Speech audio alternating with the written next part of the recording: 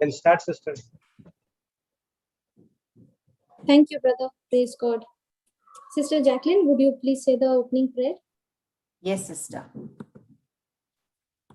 Heavenly Father, Jesus our Savior, Holy Spirit our Counselor, we thank you and we praise you for bringing us together once again.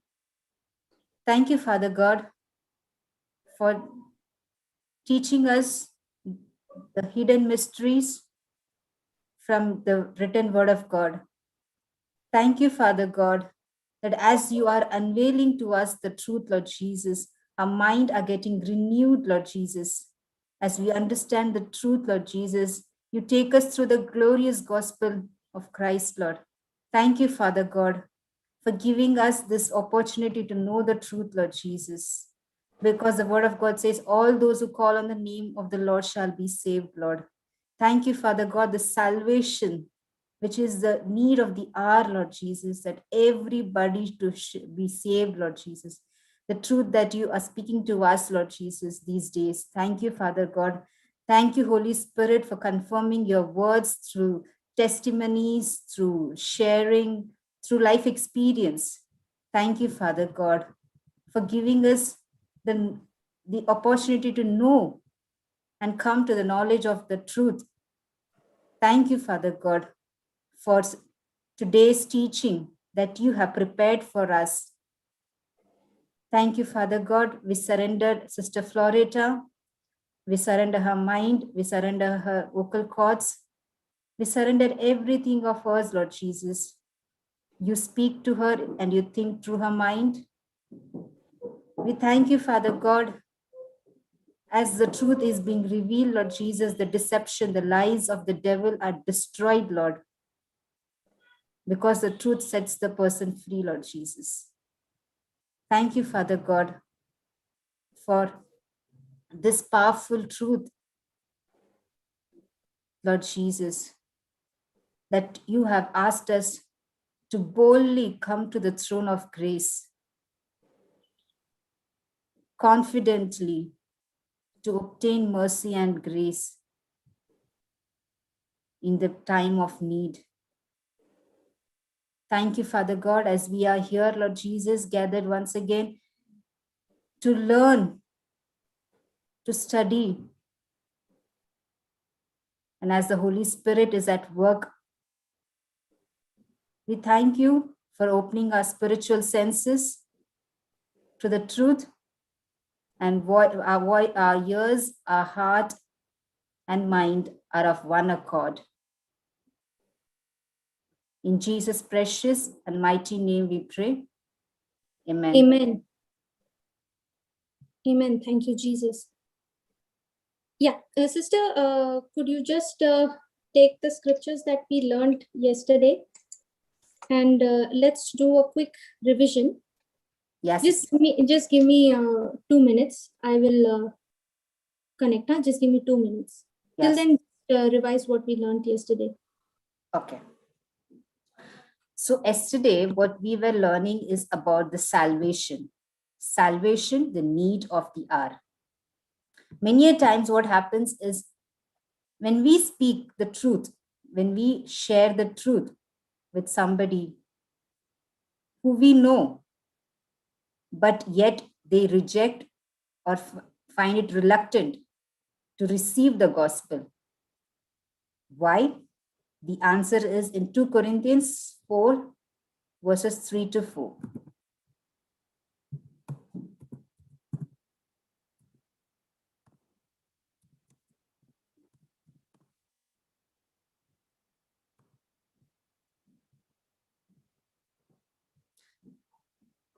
But if our gospel be hid, it is hid to them that are lost. That means the unbelievers. Why? The gospel is hid from them because the God of this world has blinded the minds of them who believe not, lest the light of the glorious gospel of Christ, who is the image of God, should shine unto them. This is the will of God, that the glorious gospel of Christ, which is the image of Christ, image of God, should shine unto them, that they may receive the truth, they may come to the knowledge of the truth. But the God of this world, that is a Satan, has blinded their eyes from knowing the truth. Praise God.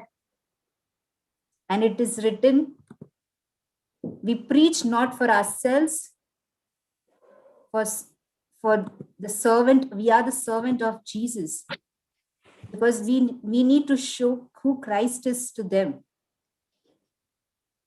And everybody who knows Jesus, who calls on the name of Jesus, shall be saved. It is the promise of God in Romans 10:13. So we need to fight a good fight of faith. When we identify ourselves as the righteousness of God in Christ Jesus, irrespective of whatever we have done, because Christ doesn't look as a sinner, but he looks as the righteousness of God in Christ Jesus. And in 2 Timothy verses 2, 23 to 26, this is what the role of a servant of God is.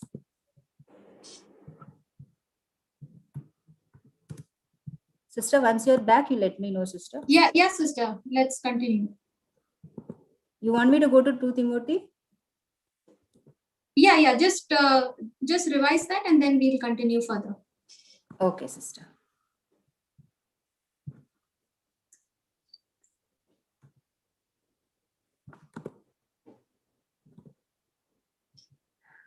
Thank you, Jesus. So we'll look at the amplified version. Okay. So what does the servant of God should not do? Have nothing to do with foolish and ignorant speculations. That means useless disputes, unedifying talks, stupid controversies. Do not involve yourself, because that leads to pride, strife, and give birth to quarrels. But instead, the servant of God, in verse 24, it says, must not participate in quarrels, but must be kind to everyone. This is the nature of Christ that is replicated in us, that we may be even tempered, persevering in peace, just as Christ is. Instead, we need to practice to be skilled in teaching. We need to teach the truth. But how? With patience and tolerance. Praise God. And how does one become skilled in teaching? By studying. Correct. By studying, by spending time in the written word. Yeah. And while you are studying the word of God for yourself, the first person that needs to be taught is who? Myself. Yes. I have to learn to be patient. I have to learn to be tolerant when I am opposed, when I'm wrong, when I'm unjustly treated. Yes. Praise God. Praise God. Yes, sister, continue. Okay. He has a role also. The servant of God has a role. He must correct those who are in opposing with courtesy and gentleness. These are the fruits of the Spirit. That they may repent and be held to the knowledge of the truth. The only aim of correcting somebody is to giving them the truth, not for accusing them, not for condemning them. No, that they may understand the truth and they repent and know what is the truth. And they may come to their senses and escape the trap of the devil. Why are they reluctant? Why are they rejecting the truth? Is because they are in the trap of the devil.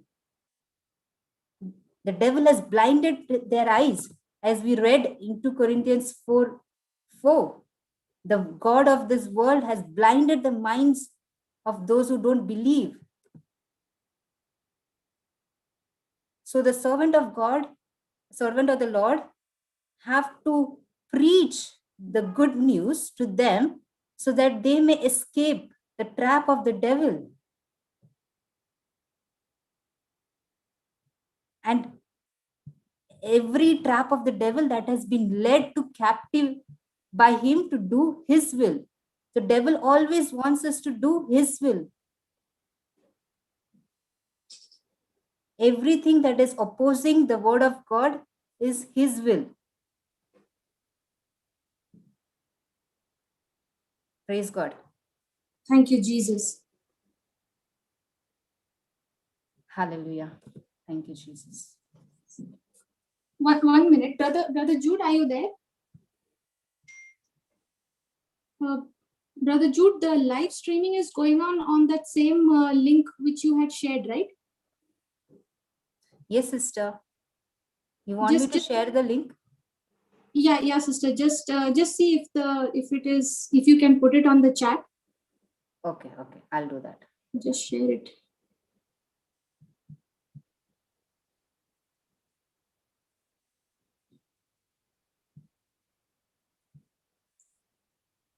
Thank you, Jesus. Praise you, Jesus. Hallelujah.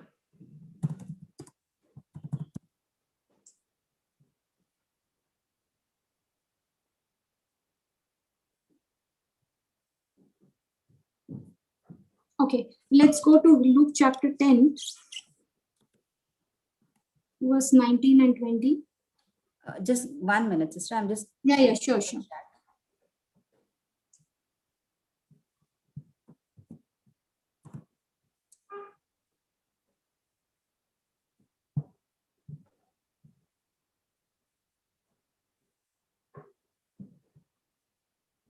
Sister, I sent you. Okay, thank you, sister. Yeah.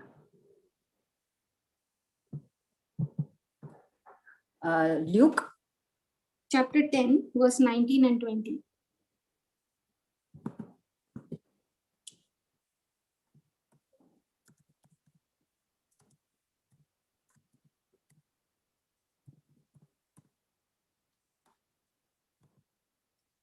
Yes.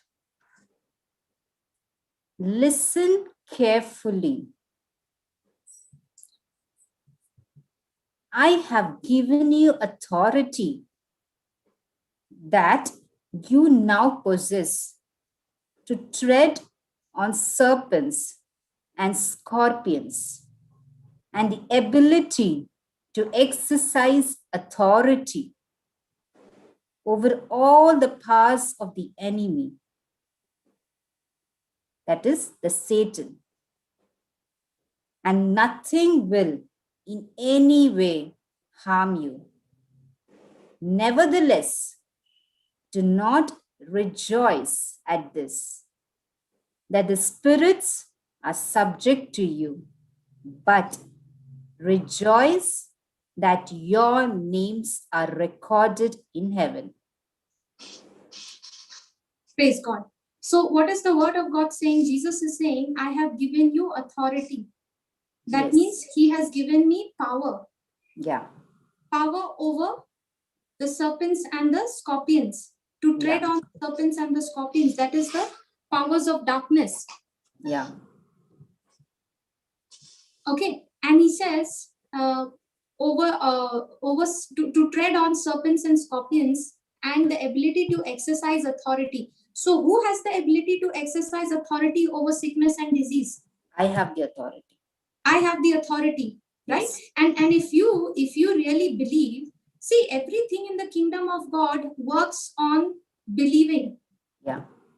Sister, I can have 100 people pray for me, correct? Yes. Okay, if I can have 100 people pray for me, but if all those 100 people have exercised their faith, they're praying for me, and if I am not believing in what their prayers, in what the word of God says, now by my unbelief, I have blocked the faith yes. to operate. Yeah. Now, sister, if I am praying for you and you are not choosing to believe what the written word of God says, but you're only looking at the symptom, you're only looking at the works of the enemy in the life of your loved one. Now, are you exercising your authority? Are you using the ability that God has given you, Jesus has given you to exercise? No. No. So who has to exercise the authority? We. Yeah.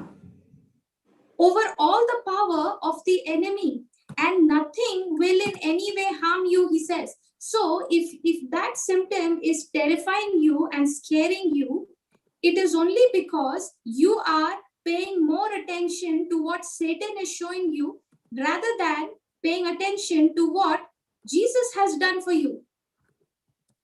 Yes. You know, Jesus could not do miracles in his hometown. Yeah. Not because he did not have the ability, because of their unbelief. Of the people's unbelief. Yeah. How can you expect God to move on your behalf when you yourself is not believing what God has done? Can God do anything on this earth if you are in disagreement with him? No. No. So for his kingdom to be established, for he to do anything upon this earth, he needs man's cooperation. Yes.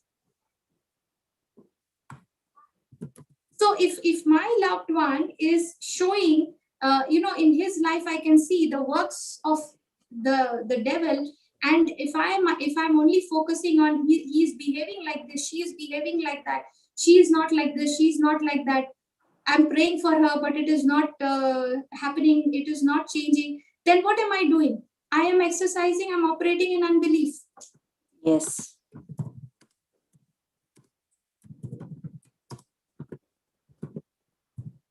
Okay, so that's why Jesus says, see, you have been given authority, okay, yes. over the powers of darkness, over the kingdom of darkness. Okay, you have been given authority and power. Now that authority which has been given to you, you've got to exercise it, you've got to use it. Yes. Yes. Okay, in the 20th verse, he says, nevertheless, do not rejoice at this, that the spirits, that those demonic spirits are subject to you, but rather rejoice that your names are recorded in heaven. You know what is Jesus showing us, sister? When he's saying, nevertheless, do not rejoice at this, that the spirits are subject to you, but rejoice that your names are recorded in heaven. Jesus is pointing out to the righteousness that he has given us. Are you understanding? Yeah. The right standing that we have with God. Give me the Passion Translation, sister. Yes, sister.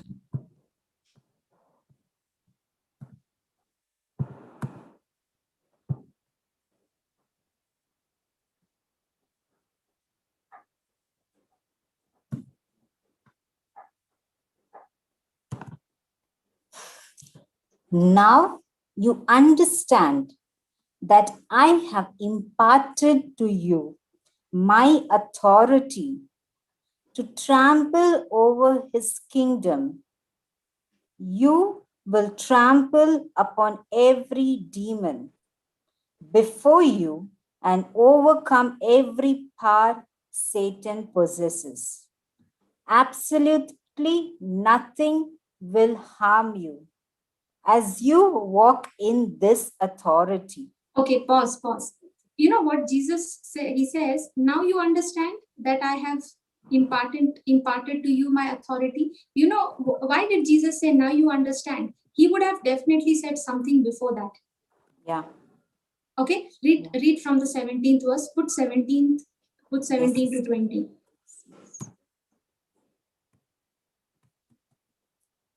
When the 70 missionaries returned to Jesus, they were ecstatic with joy, telling him, Lord, even the demons obeyed us when we commanded them in your name. Jesus replied, while you were ministering, I watched Satan topple until he fell suddenly from heaven, like lightning to the ground. Now you understand that I have imparted to you my authority to trample over his kingdom. You will trample upon every demon before you and overcome every power Satan possesses. Absolutely nothing will harm you as you walk in this authority. Praise God. You see why Jesus is saying, now you understand that I have imparted to you my authority to trample over his kingdom? Yes. Why he's saying? You know, when these missionaries, when these disciples, when they came back to Jesus, they were so full of joy. They were rejoicing and they were saying, Lord, even the demons obeyed us when we commanded them in your name. Yes. Okay, even the demons obeyed us when we commanded them in your name. They were so full of joy. And you know what Jesus is replying to them? Jesus is saying, while you were ministering, what were they ministering? The gospel. Yeah. They were ministering the gospel to all those people whom the devil had blinded, the God of this world had blinded them. Yes. And when they were ministering the gospel, the light of God's glorious gospel was shining in the hearts of those people and expelling every darkness that the enemy had blinded them with. Amen. Yes. While you were ministering, Jesus replied, I watched Satan topple until he fell suddenly from heaven like lightning to the ground. Now you understand that I have imparted to you my authority to trample over his kingdom? Yes, because he gave the authority and sent them, no, sister? Yes, he gave the authority to them and he sent them. Yes, and they have exercised their faith. Yes, they're exercising their faith. Now Jesus is making them to understand. Now they are so full of joy. They are saying, Lord, even the demons obey us when we command them in your name. Okay, and then Jesus is telling them, look at the 20th verse. Okay, in the 20th verse, he says, however, your real source of joy is not merely that these spirits submit to your authority. Are you understanding? Yeah.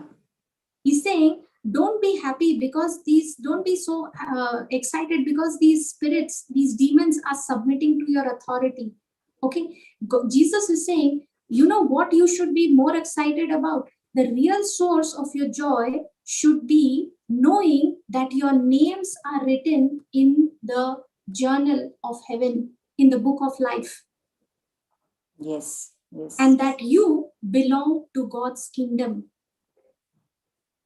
This is the true source of your authority.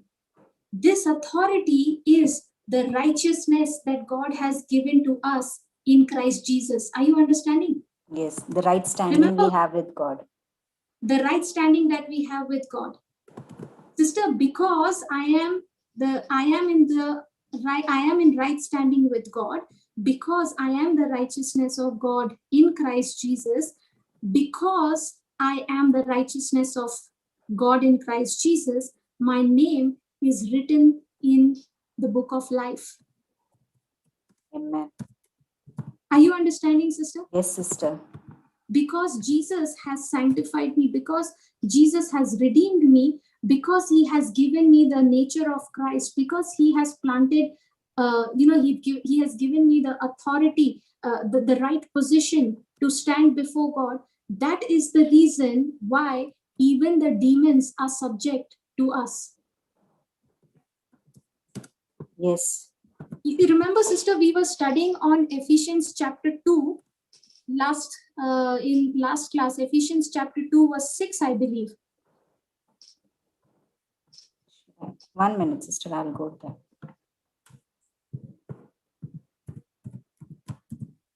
Yeah, Ephesians chapter 2 verse 6. He raised us up with Christ, the exalted one. Let this translation be there, sister. Okay.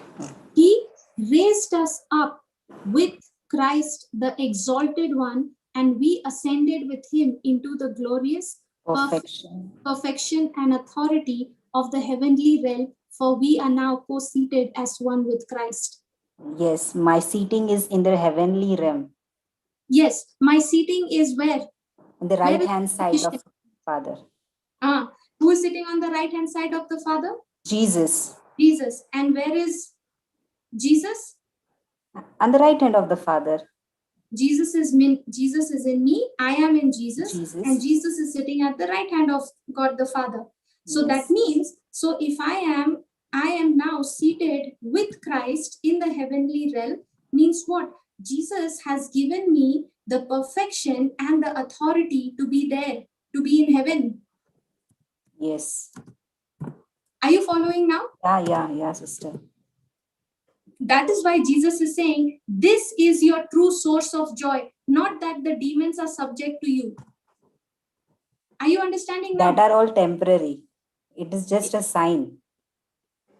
No, it is the result. Sister, when you become the CEO of a company, for example, okay, when you become a CEO of the company, you have got that position, right? Now, because you are the CEO of the company, now the company will give you the house, company will give you the car, and company will give you all the facilities. Yes. So where did all the facilities come from? Because of the position you are in. Yes. Because of your designation. Yeah. In the same way, sister, the designation and the position that Christ has given us is his righteousness. Because I am in that position, now every demon in hell has to bow down to me because of the one who is dwelling in me, because the one whom I represent. Are you understanding? Yeah. Every sickness, when I speak to that infirmity, it has to leave because I am the righteousness of God in Christ Jesus. Yes. Praise God. Are you understanding now? Yeah, sister. Yes. So it is not just a sign, sister, but it is the benefit, it is the privilege that we get as a result of being in right standing with God. Yes. Now I understand, sister. Okay, go back to Luke 10, 19 and 20. Yeah. Yes, sister. However, your real source of joy is not merely that these spirits submit to your authority, but that your names are written in the journals of heaven. You know, the names being written in the book of life, in the journals of heaven, means what? Jesus has made me righteous. Yes. And that should be my true source of authority. Yeah. Clear? Now, yes. this promise is extended to every person. This promise is an open invitation. It is open for everyone in this world. But who will choose to believe it? It depends on the person. Yes. Sister, when an invitation is given to me, for example, to come for a wedding, to go for a wedding, I receive the invitation, but I can choose not to go, or I can choose to go. Yes. In the same way, even for the loved one that you are praying for, who you're praying for the salvation of your loved one, now God has given that person also the free invitation to enter into the kingdom of God. Yeah. Okay, but before that person can enter into the kingdom of God, the enemy has kept him blinded. Yes. Okay, so I need to first recognize that the enemy who has blinded him, I need to take authority over that enemy. Yeah. I need to take authority over Satan. Why? Because look at the 19th verse. I have imparted to you my authority to trample over his kingdom. That is the promise given to me by Jesus. Yes. And he says, you will trample upon every demon before you and overcome every power Satan possesses. So Satan is possessing the power to keep your loved one blinded to the light of the gospel. But Jesus is saying, you have received, I have imparted to you my authority to trample over Satan's kingdom. I have imparted to you my authority to trample upon every demon before you and overcome every power Satan possesses. Yes. Sister, how many times is my attention focused on exercising this authority that God has given me? And how many times my eyes are so glued to what wrong my loved one is doing? We only look at the wrong of my loved one. So even if I'm praying or ministering to someone and I don't see the person responding, am I supposed to become discouraged, or am I supposed to take authority over that spirit of unbelief which is blocking that person from believing? I need to take authority over that spirit of unbelief. Praise God. I remember, sister, one time I was in some place ministering to somebody, okay? Okay. And this person was a young youth. Huh? She was a young youth, and I kept on, she kept on speaking of a problem. Okay. And every time I'm trying to give her the word, okay, she's cutting me off. Okay. Have you ever faced anything like that? Yes, sister. Praise God. Now, she is constantly cutting me off. Okay. And I was just about to lose my nerve. Okay. I was just about to, lose my cool, and I was just getting angry that why this person is, not listening. And I just turned to the Holy Spirit and I said, Holy Spirit, what do I do? Okay. And that is the time the Holy Spirit reminded me, see, the God of this world has blinded her. Satan has blinded her mind. Okay, the spirit of unbelief, Satan's agent, the spirit of unbelief is blocking her from listening to the truth. Yeah. Okay, so now while she went on speaking her problem, I just opened my mouth. Anyway, she's not listening to me, no? She's going on talking her problem. So I opened my mouth and I said, you spirit of unbelief, I rebuke you and I cast you out from her life, from her body right now in the name of Jesus. I bind you. You are bound in the name of Jesus. I just said that. Okay. Yeah. And after a few minutes, this girl was absolutely quiet. Okay. And she said, I'm done talking. Now you tell me what you have to say. Praise God. I remember, sister, it was late at night. Okay. It was very late at night. And we were, I began to minister to her. I began to speak the scriptures, the gospel. Okay. And the moment I started giving her the scriptures, this girl began to manifest. Are you understanding what I'm saying? Yeah. She began to manifest. And as she began to manifest, I understood what was happening, and I took authority over that demon, and I commanded to get out of her body, and I began to speak to her the scriptures, made her to confess the word of God. In no time, sister, she was absolutely delivered. Praise God. She was absolutely delivered. Now, what did I do? I remembered what Luke 10, 19 and 20 is saying. I remembered, Jesus, you have given, see, the Lord, the Holy Spirit reminded me through the scripture. He said, Jesus' authority is given to you to trample the kingdom of Satan. Yeah. Because Jesus has already stripped him naked. Jesus has already made a public display of him. Jesus has already destroyed every work of his and the power of death that he holds over this young youth. Okay, now you take that authority and you start exercising your authority. Yes. That Sister, is the right way, no, sister. Yeah. All this, how did I learn? All this I did not learn in one day. Okay, it took really years. It took months. Yeah. And when I would study the scriptures, the Lord would immediately remind me that let's start taking corresponding action according to the scripture. So, sister, the more and more I got my focus completely off, my loved ones. Okay, I was saying, Lord, now I understand what is the situation, why my loved one is not responding, why my colleague is not accepting.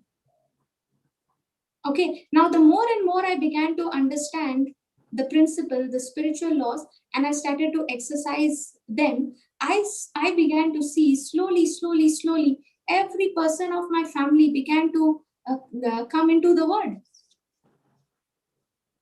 Yes. Sister, in the beginning they would be resisting, they would be like, okay, I know. Okay, but praise be to God, over a period of time I began to see that they were willing to listen to what the word of God had to say. Praise God. Hallelujah.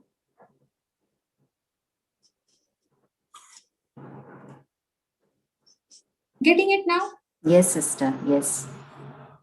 Okay, give me Hebrews chapter 4 verse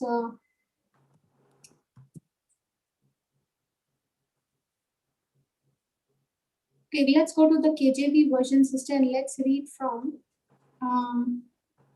let's read verse 16.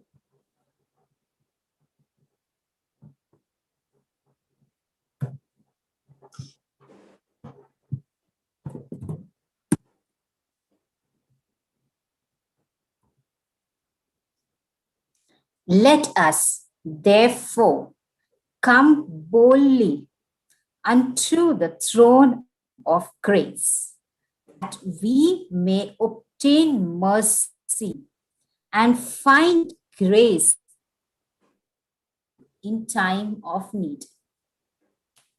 Praise God. Let us therefore come boldly unto the throne of grace, that we may obtain mercy and find grace to help in time of need. Now, we were learning yesterday about the throne of grace, right? Yeah. That is Christ Jesus. Yes.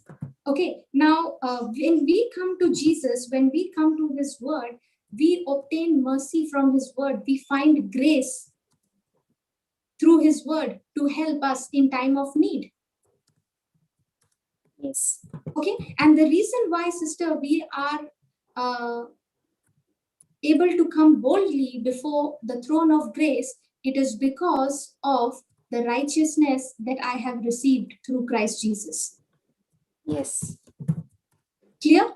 Yeah. So when you are approaching God for any of your loved one or for a stranger, if you're praying for the salvation for that person, whenever you are praying, you must remember that you've got to go boldly unto the throne of grace, because that's where you obtain mercy and find grace to help in time of need. Yes. See, you may not know, sister, how you need to minister to whom, because the Lord has his ways of dealing with everyone according to how he wants. Yeah. Okay, and that's why we must learn to be sensitive to the leading of the Holy Spirit. And this sensitivity comes only through a relationship with the Lord through his written word. Yes. Okay, now, sister, when you are praying, when we are praying for our loved ones, we usually say, right, Lord, thank you that my loved one is taught by you. Yeah. Remember Isaiah 54 verse 13, we say that. Yes, sister. My children are taught by the Lord. Yeah. Now, whenever we are studying that scripture, we say, thank you, Lord. I'm not worried about my loved one, for they are taught of the Lord. My children are taught of the Lord. Correct? Yeah. Now, what does that mean? What does that mean? Give me John chapter 6, sister, verse 44 and 45.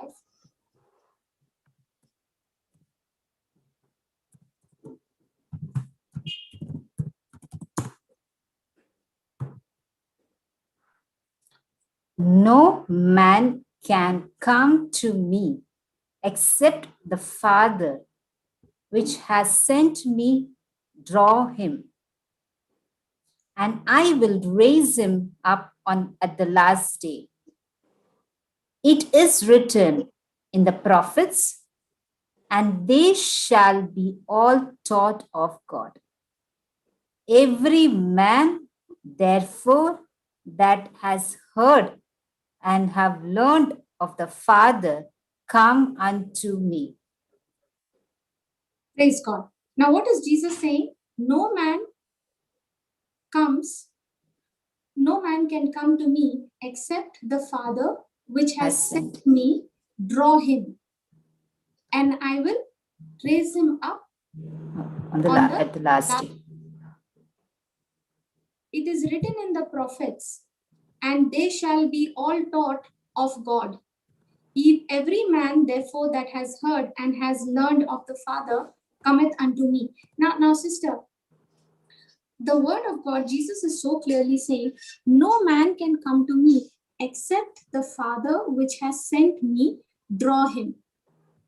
That means, in other words, the only way people come to Jesus is by the Father who pulls their hearts towards Jesus. Can you repeat, sister? We come to Jesus by the Father. The only way. Jesus is saying, no man can come to me except the Father which has sent me draw him. Yeah. Correct. So what does it mean? It means the only way people come to Jesus is when the Father who has sent Jesus pulls the hearts of those people towards Jesus.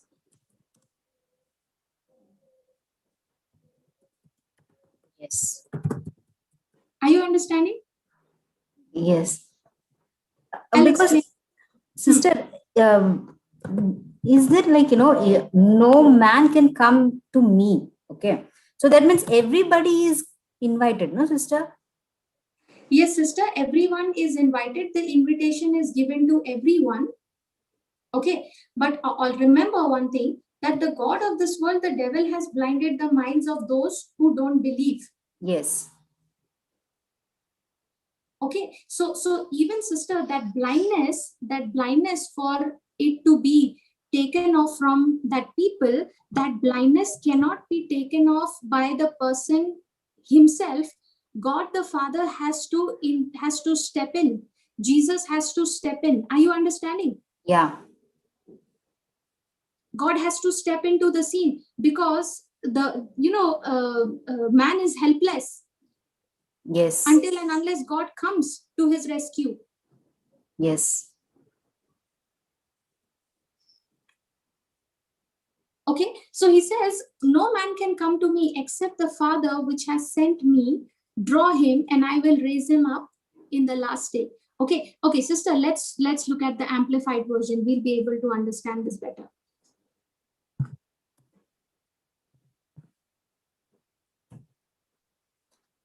No one can come to me unless the Father who sent me draws him, giving him the desire to come to me.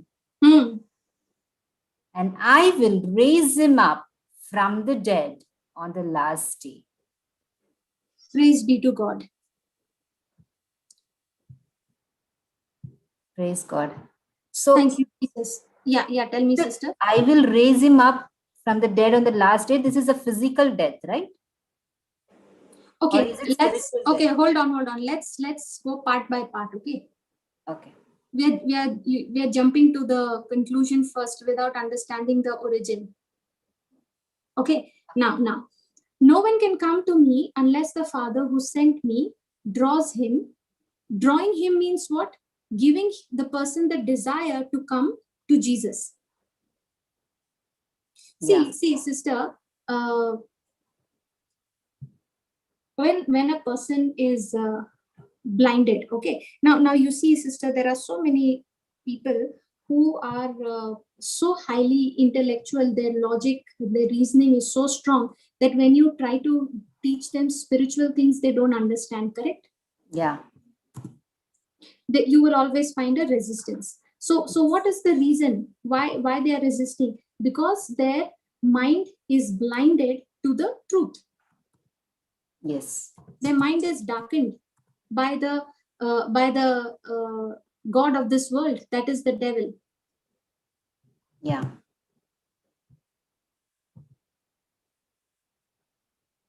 Okay, so now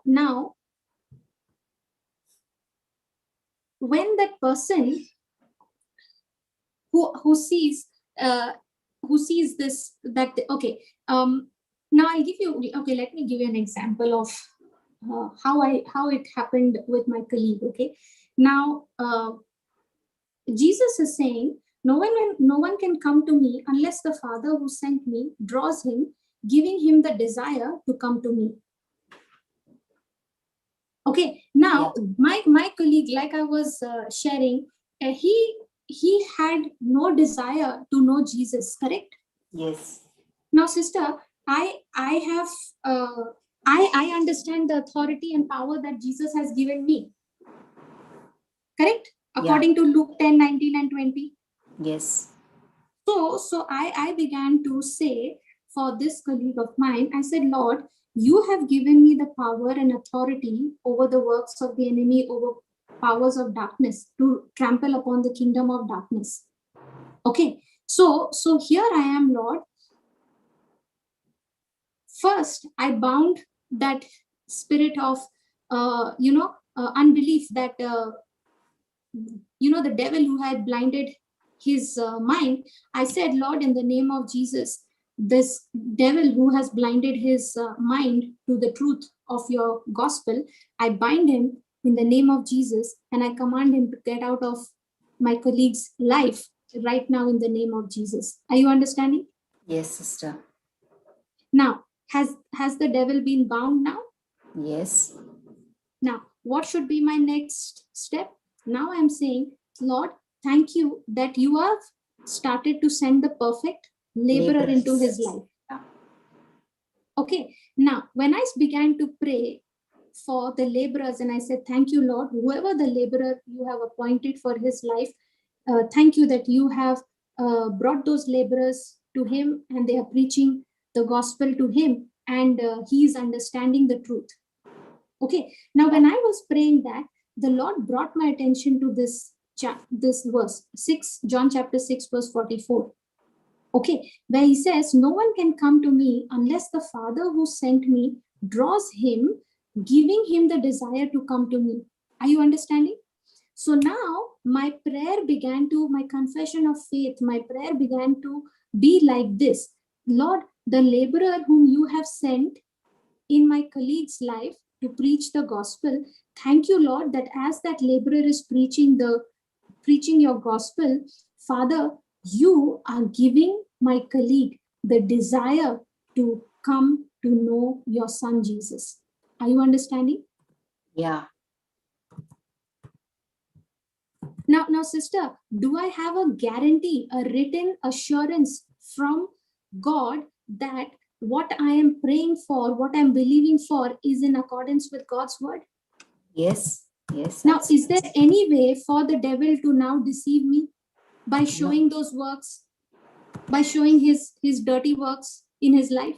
No. Even if he shows me, now I have a more sure word written over here, given to me, that the Father has given him the desire to come to Jesus. Yes. Are you understanding? Yeah. So now if the devil wants to mess, the devil is no longer messing with me, but the devil is messing with the Father. Yes. Okay, so sister, the more and more I began to see the works of the enemy in my colleague's life. Okay, I made up my mind. I said, I'm not going to look at that. I'm only going to see what Jesus says in his word. And I'm saying, Father, thank you for giving him the desire to know Jesus. Are you understanding, sister? Yeah. Sister, as I was doing that, okay, as I was praying, now I continued to read the scripture. Okay, and I will raise him up from the dead on the last day. Okay, this is talking about the resurrection, is what I understand. Okay. And I will raise him up from the dead on the last day, is what I understand of the resurrection that he's talking about. But I will study this once again, and I will come back and teach you. Yeah, sure, sister. Why I asked you this question is because, sister, first, Jesus says, no one can come to me unless the Father has drawn me. Drawn means closer to him. That means he's giving the desire. Right now, he's spiritually dead, right? That person has not encountered Christ. And then it continues saying, I'll raise him up. So I just want to know, is it the spiritual death? No. Sister, one minute. This the you have to read this scripture in the context. Okay, just go to verse 41 onwards. Yeah.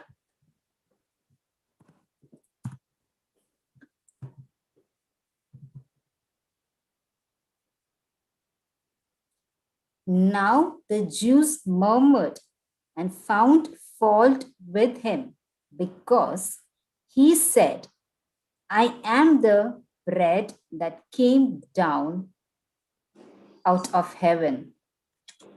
They kept saying, is this not Jesus, the son of Joseph, whose father and mother we know? How does he know? Have the arrogance to say, I have come down out of heaven? So Jesus answered, stop murmuring among yourselves. No one can come to me unless the Father who sent me draws him, giving him the desire to come to me. And I will raise him up from the dead on the last day. So this is the eternal life. Yeah, see, sister, Jesus is talking to the Jews, okay, who were murmuring, and they were finding fault with Jesus. These were the Jews who were not believing in him. Yeah. Okay, these are the Jews who were not believing in what Jesus was teaching, what Jesus was preaching, and they were murmuring and they were finding fault with him. Okay, see what he says. Now the Jews murmured and found fault with him because he said, I am the bread that came down out of heaven. They kept saying, is this not Jesus, the son of Joseph, whose father and mother we know? How does he now have the arrogance to say, I have come down out of heaven? Now, what these Jews are seeing are at the things seen, right? Yeah, yes. See, yes. Jesus, now these Jews were people, sister, who were who claimed to know the scriptures so well. Yes. See, these were the, they were studying the scriptures, and even the scriptures spoke about the coming Messiah. But yet they were not able to see it. They were not able to recognize when Jesus came. Their hearts were hardened, sister. Yes, so they were blinded. They were not able to see the truth. Yes. Okay, and now, sister, in that crowd there were so many other Jews who believed. There were so many Jews who did not believe. Yeah. And those who believed, God gave them the opportunity. God gave them the right to become children of God. I think John chapter 1 verse 12 says that. Just go quickly, sister. We'll come back to this then.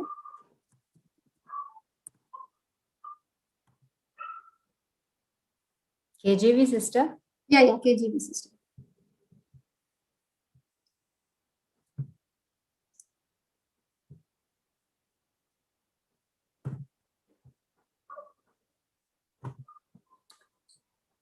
But as many as received him, to them gave he power to become the sons of God, even to them that believe on his name. You saw that? Yeah. As many as received him, to them he gave the right to become children of God, to those who believe in his name. Yes. Okay, now come back to John 4. Sorry, John 6, chapter 44 or 41 onwards. Okay, so now these are the Jews saying, they are looking at Jesus. They are not able to recognize Jesus as that Messiah whom the scriptures, who the prophets had spoken of. Yes. Okay, they are saying, isn't he the son of Joseph, whose father and mother we know? How does he then claim to say that he has come down from heaven? Okay, now when they were murmuring, Jesus answers them and he says, stop murmuring among yourselves. No one can come to me unless the Father who sent me draws him. Yes. Giving him the desire to come to me. And I will raise him up from the dead on the last day. Amen. Okay, it is written in the prophets, and they will all be taught of the Lord. You know what Jesus is quoting over here? Jesus is referring to Isaiah 54 verse 13. Yes. Should I go there, sister? Yeah, let's go there.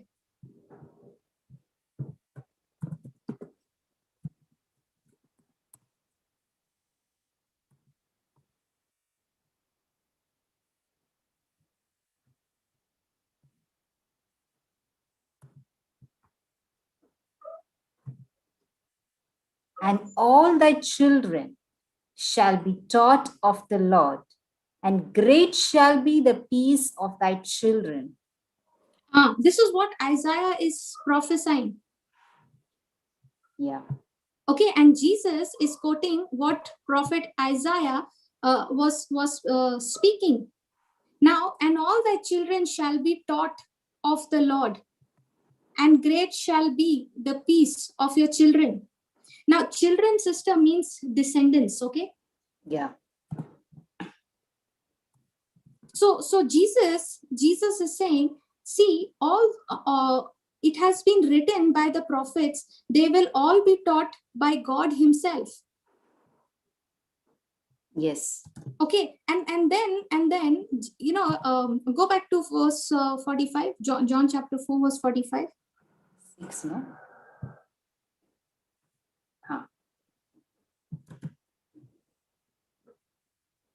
Yes, sister.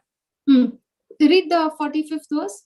as it is written in the prophets, and they will all be taught of God.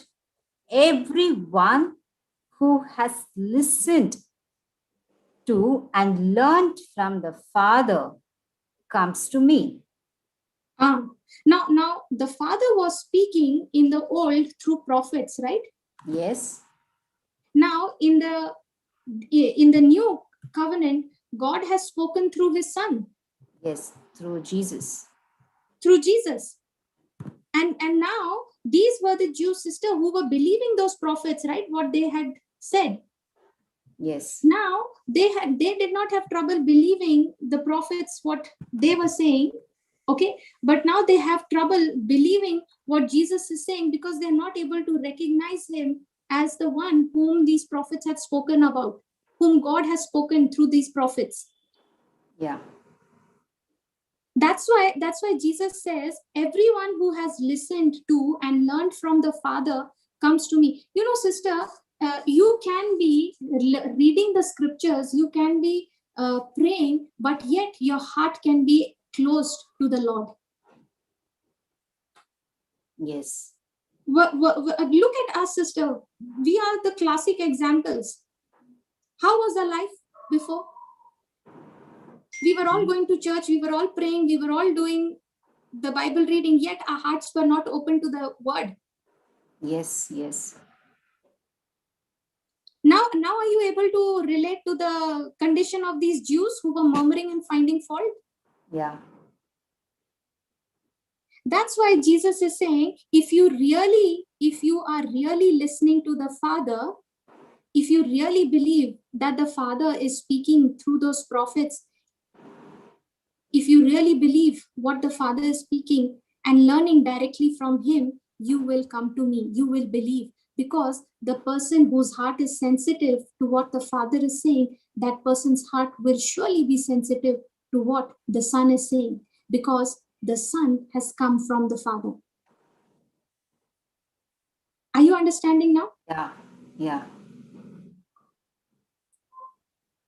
So when I came to understand that the word of God says, Jesus is saying, no one can come to me unless the Father who sent me draws him, giving him the desire to come to me. Now I had an added confidence, sister, that now, thank you, Father, that you have given my loved ones the desire to come to Jesus.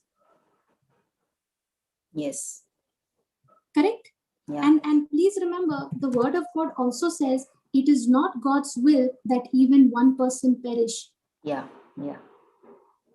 So do I have any reason to doubt, sister, that it is not the Father's desire? Father will not give the desire to my loved one to come to know Jesus? If I am thinking like that Father will not give the desire for my loved one to come to know Jesus, then I am doubting his word. Yes. Are you understanding? So Yeah, from sister. that day onwards, sister, my prayer, began to become so much rooted on the scriptures. And I said, Lord, thank you that you have given my colleague, my loved ones, and all the people that I am praying for, you have given the desire for them to come to Jesus.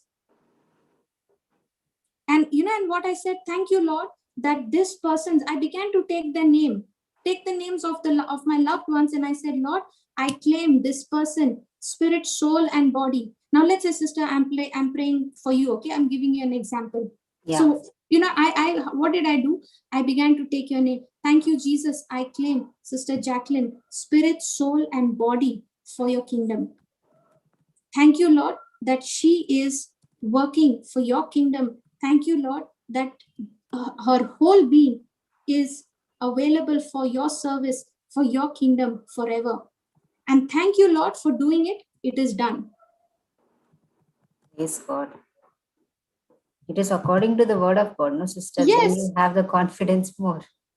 Yes. Now you have all the evidence, sister. Now, no matter how many times the devil comes to give you accusations, okay, no matter how many times the devil raises his accusations against your loved one, saying, see, he did this, he will deserve to be punished, he did that, He deserves to be punished. Now you are openly speaking your faith, and you're saying, Lord, every ordinance of false accusation has been nailed on the cross for my loved one. Yeah. Jesus has disarmed all the powers and principalities of the kingdom of darkness, and he's made a public display of it. So I'm not going to allow those accusations to move me from my faith. I'm only going to believe what the truth is, and the truth is that Satan's accusation is no longer valid. Yes. Yes. My loved one walks in the righteousness of God. My loved one has the very nature of God working in him. My loved one is manifesting the goodness of God wherever he walks, wherever she walks. Why? Because he or she is the righteousness of God in Christ Jesus. Praise God. Are you following? Yes. This is how, sister, we've got to believe when it comes to praying for the unsaved loved ones. Yes, we need to start imagining and confess. Absolutely. Yeah. Thank you, Jesus. Praise God. Give me Matthew chapter 18, verse 19, sister.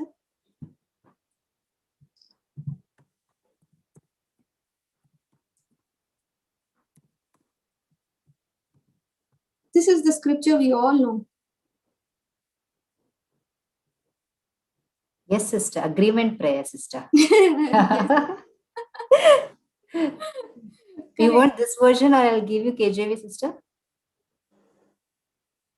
Give me KJV, then we come to Amplified, okay? We'll just see.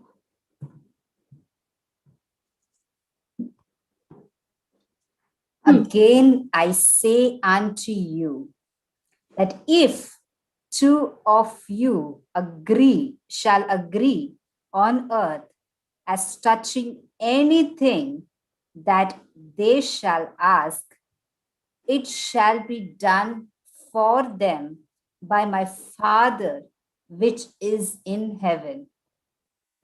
Praise God.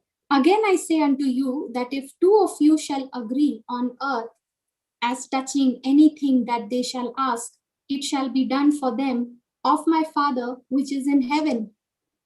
Now, this is what Jesus is saying. Yes. Okay, in the next verse, he says, for wherever two or three come together in my name, I'm there in the midst of. Yeah.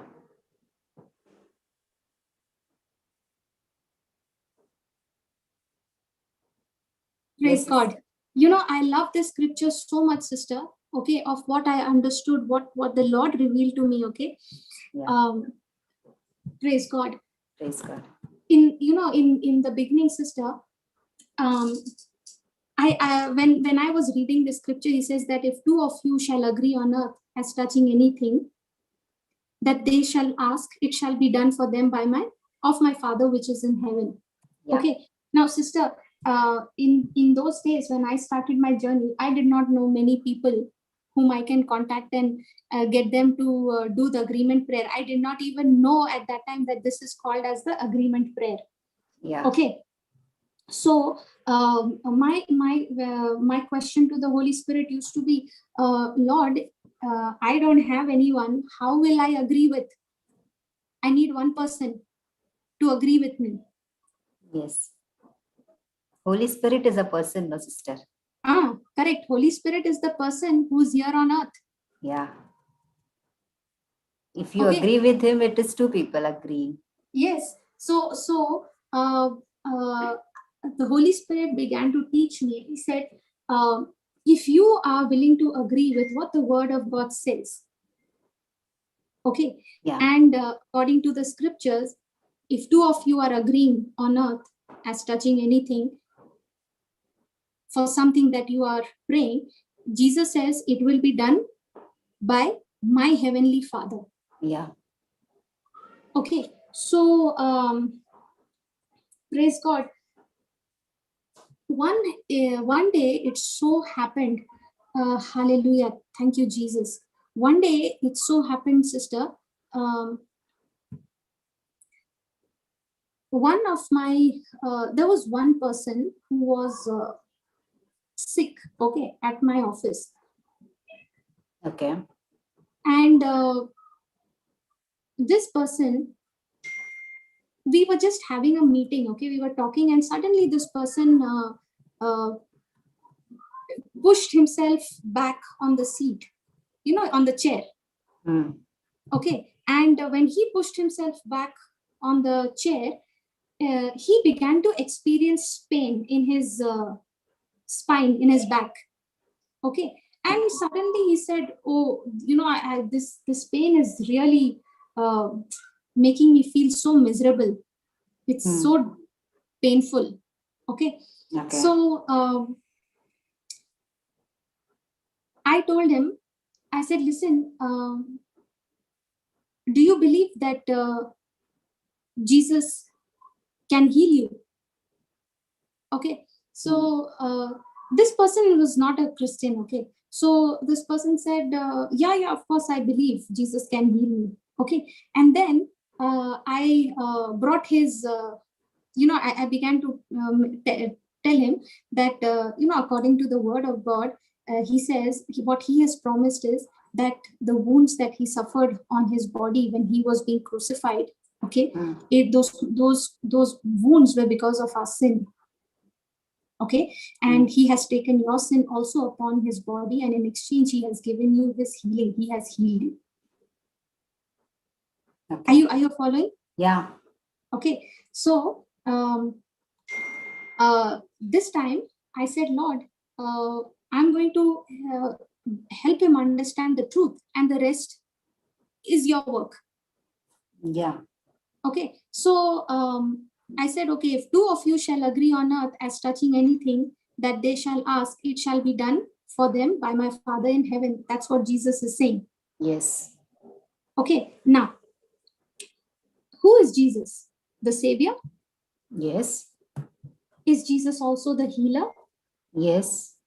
Now, is the Savior and the healer both present on the inside of me?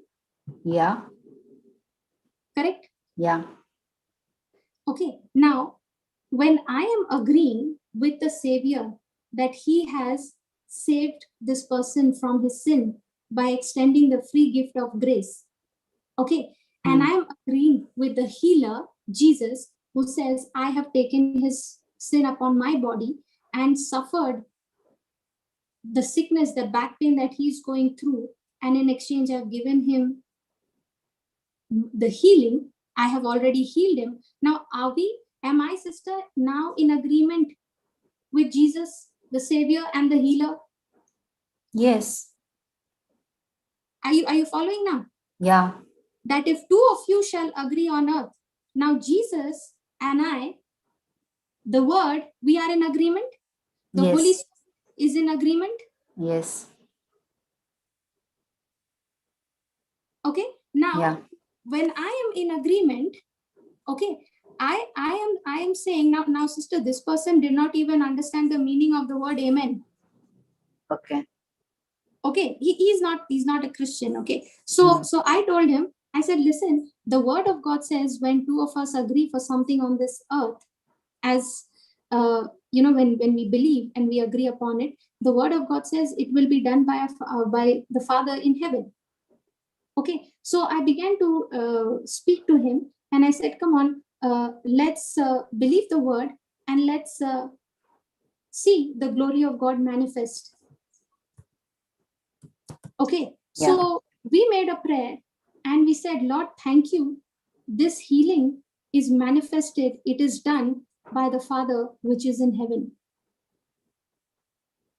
Okay, now as soon as we finished, as soon as I said amen, do you know what happened? That pain left. No, the pain was still there. Okay. Okay, the pain was still there. Now, when the pain was there, okay, now the immediate question will come, hey, it's not healed. What will this person think now? And plus, he's not a Christian. Are you understanding? Yeah. So all your claims have gone for a waste. Your God does not keep his word. All that thought will come. Yes. So when the thought was coming, and that person's, and I asked him, can you just check, stretch, and see what, try to do what you were not able to do. And he was not able to do it. He was not able to stretch because of the pain. Okay. Now, my eyes are telling me, sister, that the pain is there and he's not able to do move. Okay. But the word of God, the unseen word of God is telling me that he is healed.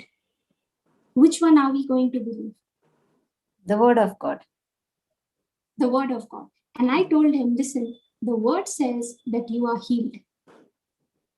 Yeah. Okay. Now you make a choice whether you're going to believe that you're healed or whether you're going to look at the symptom. Okay. So he said, no, okay, I believe I'm healed. Next day, I asked him, how are you? Pain is gone? No, it is still there. Okay. And I said, praise God, you are healed. Because the word of God says, when 2 or 3 agree for something, when 2 of you agree for something on this earth, believing in him, it's the word of God says it shall be done for them by my Father in heaven. It shall be done. It does not say he will do it. He says it shall be done. That means the moment we finish that prayer, the answer has already come. Yes. Okay. But for that answer, for that healing to manifest, remember, we are in a battle. Yeah. There is an accuser who is blocking that manifestation to show forth in my life so that he can keep me in unbelief. Yes. Who is he? He's the adversary. Yeah. The devourer. Okay. So after a week, I asked him, how are you? Pain is still there. Okay. And after that, I stopped asking him. Okay. You know how I stopped asking him?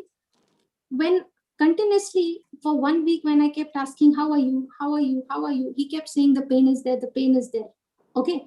So in that 1 week, the Lord began to ask me, are you asking him, how are you? Believing that he is healed, or are you asking him, how are you? To get a confirmation from him that he is healed. Are you understanding, sister? What I'm saying? Yes. That Sister, means you are asking him to get a confirmation. Yes, The agreement that he. Correct. I was asking, I kept on asking every day, how are you? How are you? Because I wanted him to say that he is healed. I wanted to hear. So is my focus again on the scene? Yes. So from that day onwards, I stopped asking. Okay, after a month and a half or so, okay, we had gone for our team had gone for a trip. Okay, sister, and we had gone for a trek, and this person is he does not go on treks because of the back pain that he has. Okay. And this time he said, no, I'm going to come come on the trek. Okay, it was about a 2 to 3 kilometers trek we had, and it was really steep. So everyone was walking, and I was also walking along, and this person was right behind. Okay. And he continued to walk, and everyone was like, don't stress. Okay, he said, no, I'm fine. And I had reached the point. Okay. And we were all over there, and this person was the last person to reach to that top. Yeah. Okay. And when he reached to the top, he comes to me and he says, the pain is not there at all. Praise God. Hallelujah. Because I had experienced no pain, I was thinking it will pain, and when it starts paining, I will stop. But the pain did not even come. It's gone. Praise God. Are you understanding now? Yes. See, when the word of God is spoken, you've got to believe that word and keep your ground strong. You've got to stand on solid ground, that what is spoken, it is done. Whether I see the manifestation or I don't see the manifestation, I believe it is done. Why? Because God is faithful to his word. Yes. Are you Amen, understanding? sister. Okay. Okay. Let's take some questions. There Is are there- two questions, yeah. Yeah, sister. The first question is, how is a prayer different from an agreement prayer? Okay, a prayer is nothing but speaking to God, his word. Yeah. Okay, where you are fellowshipping with the Lord, you're speaking to him, his word, you're praising him, you're declaring his good works. That is called as prayer. Praise. Yeah. Okay, yeah, praise, prayer. So agreement prayer is where, like what we just learned in the scripture, okay, where you come into agreement with what the written word of God is saying. Now you come into agreement with a person who is believing the same word as you are believing. You're agreeing to what the written word of God is saying. And now when you're agreeing to what the written word of God is saying, Jesus says, it will be done by my Father in heaven. Why? Because the promises of God in Christ Jesus is always a yes and an amen. Yeah. Is that clear, sister? I hope that answers your question. Yeah, what is the next question, sister? It's just mentioned doubt. Sister Sudha, can you unmute yourself? Okay, I think maybe she would have given a response. Yeah, it was a response, not a question. Okay, praise God. Praise God. Give me Colossians chapter 1, sister. Let's Sister, see. one person had raised his hand. Yeah. Yes, Sister Sheetal. Praise God, sister. Sister, that was my question regarding how is a prayer different from an agreement prayer? Now, even if I'm praying by myself, like communicating, it is also an agreement, right? Like the Holy Spirit is with me and He is also agreeing to the prayer that I make. No? Yeah, he is. Sorry, correct me, sister. Yeah, Yeah. So that also stands good as an agreement prayer, right? Yeah, sister, is in simple words, if you see, Every prayer becomes an agreement prayer. Every prayer becomes an agreement prayer where you are in one mind with Jesus. You are in one, your words, your thinking is lining up with God's word. Yes. Yes. So as long, yeah.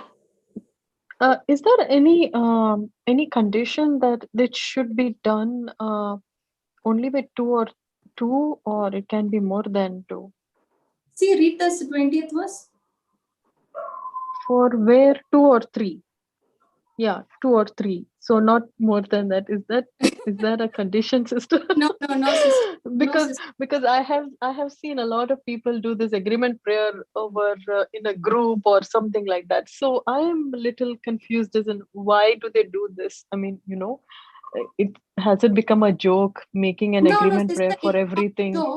It is not a joke. People exercise their faith. There is nothing wrong in an agreement prayer. Okay, people are exercising their faith. But like I said, sister, everyone has their growth, their phase of growth. Are you understanding? Yes. Sister. Okay. Everyone has that growth phase. A child who is a newborn baby grows to be a toddler. From a toddler, it grows to be, he comes into his younger age. Younger age to teens and yeah. Okay, like that there are levels in which we grow. Okay, and the more and more we allow the word of God to abide in us, the more and more we abide in the word of God, we begin to grow. Mhm. Okay, today you might be sitting and doing agreement prayer and in a group and all of that, and while you're doing that, the more and more you're spending time in that word, you're praying, you're believing, there will come a time, sister, where you will, the level to which you are renewing your mind to the truth is the level to which your growth will begin to happen. Sister, if you can give me an example to help me Now let's understand. say, Sorry. sister, when I started, when I started my journey with the Lord, okay, when I came to understand about the agreement prayer, and when I would face a crisis, a situation, I would reach out to my circle of friends, okay, and family who are strong in the Lord, okay, and I would connect with them. I would talk to them and say, see, this is the issue, this is what I'm believing, can you come into agreement with it? Are you understanding, sister? Yes, sister. Okay, and we would make an agreement of prayer, and there would be results, and everything would, it would manifest.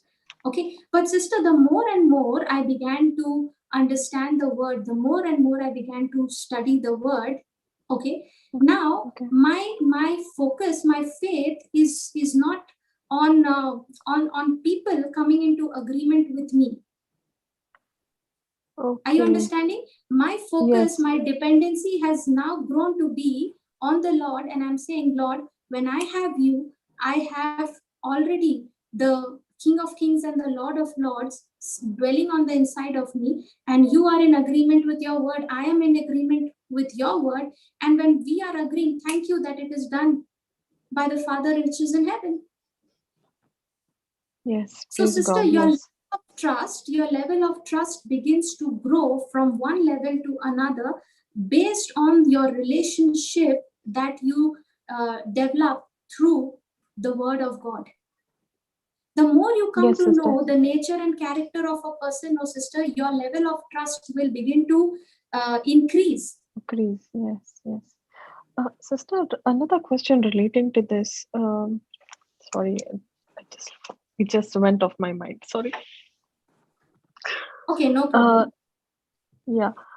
So when you say, is there any specific condition, like only for these cases we have to do agreement prayer and these you cannot, or you can do any number of agreement prayers in a day for anyone? Like now there are 10 people and 10 of them have different concerns, and they all come to me and say, can you agree? Can you agree? And I make agreement with all these 10 people. Is that how it is? Sister, the word of God says, if two of you agree on earth as touching anything. Yes, sister, I understand. What I mean to say is that there is how no often condition can you applied, do these sister. things? Okay. See, Right.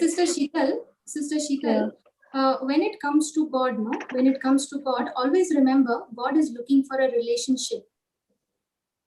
Okay, there is no condition as such. Yeah, I get it. He Yeah, is looking for a relationship, and it is not some deal that he is striking. Okay, or he is not into some commercial investment kind of a thing.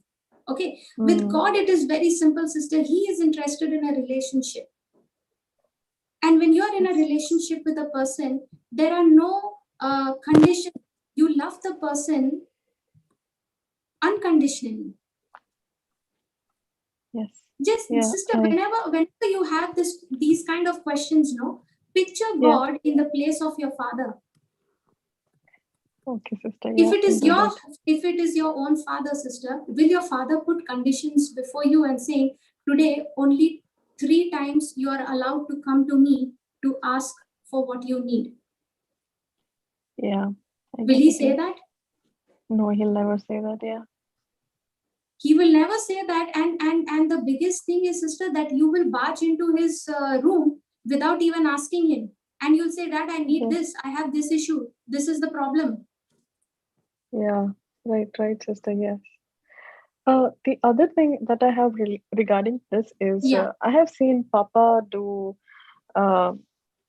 agreement prayer only with certain people and not with, like, he seeks like Sister Jocelyn or someone who is very strong in faith.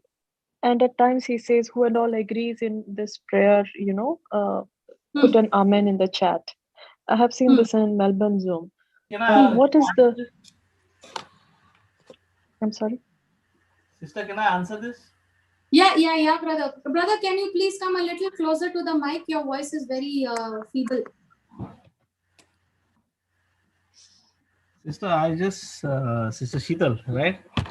Yes, brother. Praise God. Now tell me something. If I am having faith, Mm-hmm. because I am 24 hours in the Word, correct? Yes, And brother. I find somebody who is not having faith, meaning has 50-50 faith, meaning meaning I will be good when the going is good, Good, yes. Lukewarm. Yeah. and Wavering. as soon as something comes, my eye sees something, I will become like Peter in the water. Okay, Yeah. all right. Do you think that agreement prayer will be agreed on heaven? No, it will not be. It will certainly not be done So because it is, yeah. that's why now he may be not knowing your faith, right? But if Yes. he is doing a prayer, it is Mhm. for it to be completed. All right. He's doing it Yes. faith because he knows the other person's faith is so strong that it will not waver. That there is no room for unbelief. Correct. And also he will do an agreement prayer with people who don't know that other person. Now, after I Yes. make an agreement prayer, suppose I came for an agreement prayer with him. He has Mm-hmm. made an agreement prayer with suppose say Jocelyn or say Florida, correct? Yes. And I they don't know me, right? Mm-hmm. But when I go home, I have taken that agreement prayer and gone. But when challenges come with me, I am already opened my mouth and say, oh, this is not happening. What have I done? You have cancelled whatever you have said. I have aborted myself, right? Yes. I am telling today a question with us, me and my wife are just talking. That's what, brother, when you open and say that unbelief, you've uprooted the seed that we planted in faith. Exactly. We have aborted beforehand. It is very Yeah. important is to sustain that faith. If Jairus had opened his mouth when that person came and said, "Don't trouble the teacher," okay, Yes. your daughter is dead. If he had only opened his mouth and said in that in with that while without emotion, because you Mm-hmm. could cry, correct. What Yes, did Jesus say? certainly. Jesus said, "Please have faith." Yes. Yes. He didn't let him open his mouth. Yes. So his faith went on the word of God. See, sister, I'm telling you, today I and my wife were just talking because a dear friend of ours who, her mother died. She was in the word. Okay. So But sorry about it. there Yeah. must have been so many people in their family talking against what she was praying. If one person is praying with faith and three other people in your house are speaking something wrong, do you think it will manifest? No, it would not. Yes. That's what I agree. Yes. what I was thinking today is there must be so many people in our families who don't agree to what we are believing in because we have got the touch of the Lord, right? So that's why yesterday sister was telling that we have to pray that the veil falls off, that spiritual veil which the devil has blinded in 1 Corinthians 4:4. It says clearly that he has blinded this world, and we were blind So, once upon a time. But that veil has fallen off our eyes, and we understand and we believe what what the word of God says. so, brother, does it mean that, I understood this question, brother? There is another question that I have suddenly came up when you were explaining this one. Yeah, So, now I make an agreement prayer with you, but now there is someone else who is also listening to this prayer. correct. Okay, and he says Amen right now, and he or she would go and say, how would that happen? Speak a doubt.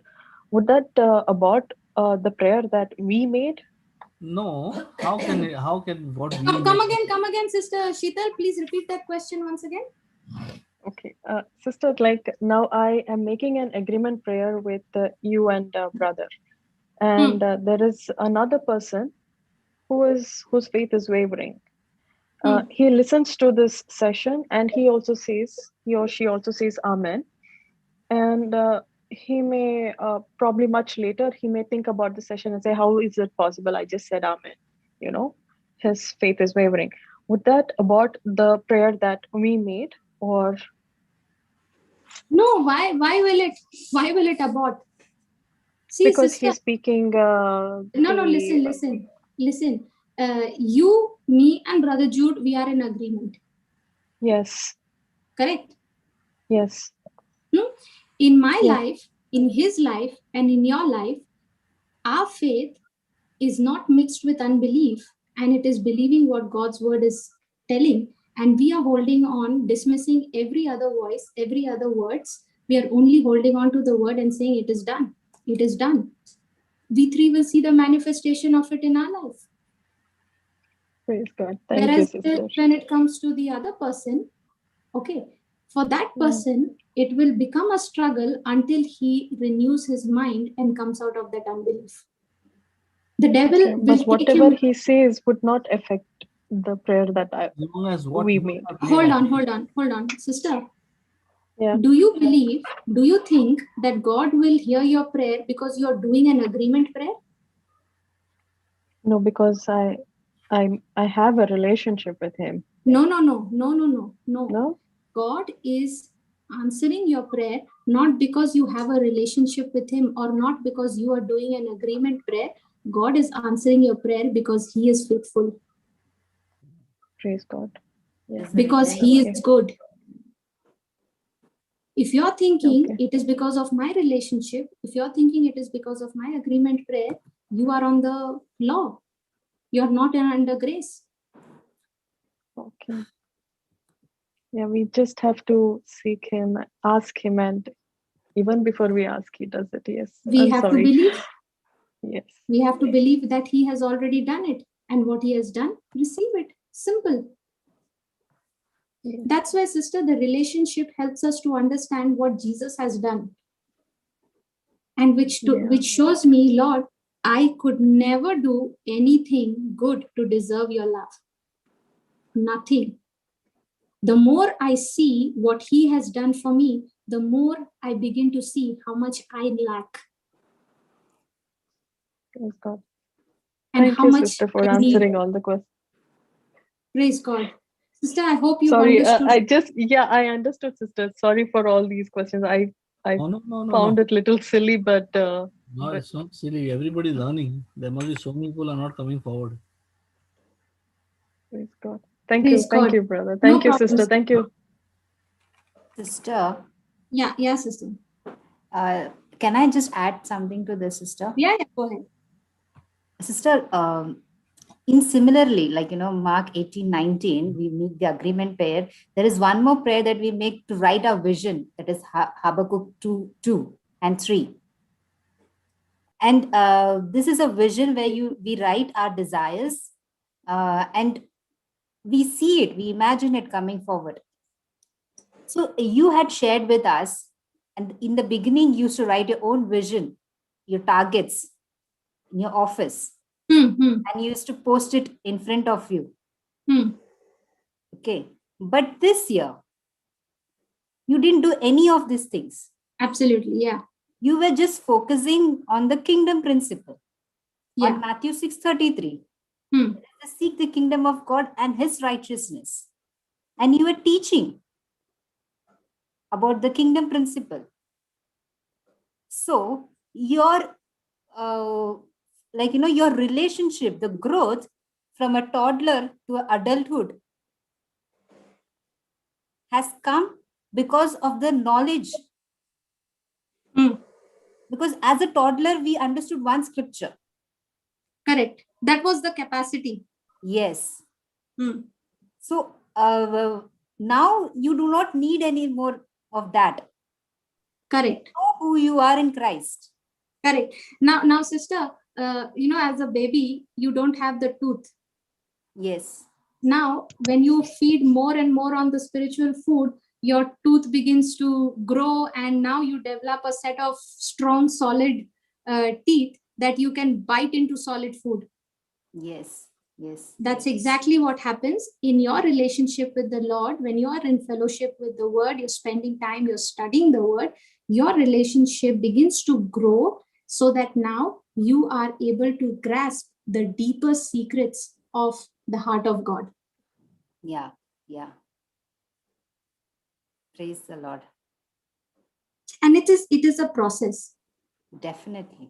It's a process. And one thing, sister, in the kingdom of God, see, in the physical realm, when a baby is born, it takes years, right? Yes. For the child to grow into a toddler, infant, and come into teenage and adult and old age. It's a year process, right?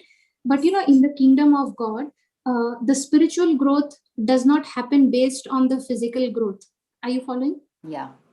You can come just in the word. You can be a 1 month old baby in the Lord, but if you are in absolute agreement with what the word of God says and tapping into the grace of God, you can be doing the same works what Jesus did and much greater works than that. Yeah. You can be doing what an accomplished preacher at the age of 40, 50, 60 is doing. You can even do it when you are even 1 month old in the Lord. It all depends on how much you are sensitive to his word, how much you are believing his word and taking a step of faith to walk on his word. Yes, sister. Sister, in the beginning, I remember I used to be such a scared person. Okay, from the time I made the word of God my final authority, I would not even be afraid to speak the word in public. I would not even be afraid because I was completely set free of that fear. Okay, and the fear was, sister, not that I will be wrong or something. The fear was that it is the fear of losing everything. And when you lose everything, you do no longer want to be alive. You think it's better off to be dead. So I was completely set free of that fear, and I was just going all out, and I was saying, if anyone wants to laugh at me, let them laugh. It does not matter, because it is no longer I who live, but Christ who lives in me. And if they are laughing at me, they are laughing at Christ. That is the understanding you have received. Yeah. So sister, that is Galatians 2:20. I had to renew my mind to that word. Yes. Now, surely that renewal process did not happen in one day. It took time. Yeah. But the quicker you are, the more teachable you become, and without delay, you are accepting the corrections, you're making the changes. Your growth will be fast.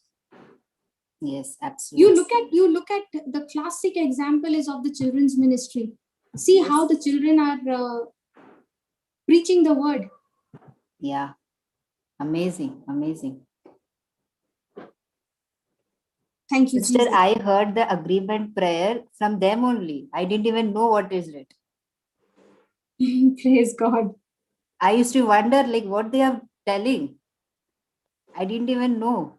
But slowly and gradually, when I was continuing to study, that's why I understood Mark 18:19. Praise God. They're doing a fantastic job through the Holy Spirit. Actually, they are the ones, sister, who are tapping into the grace of God to the fullest potential. Yes.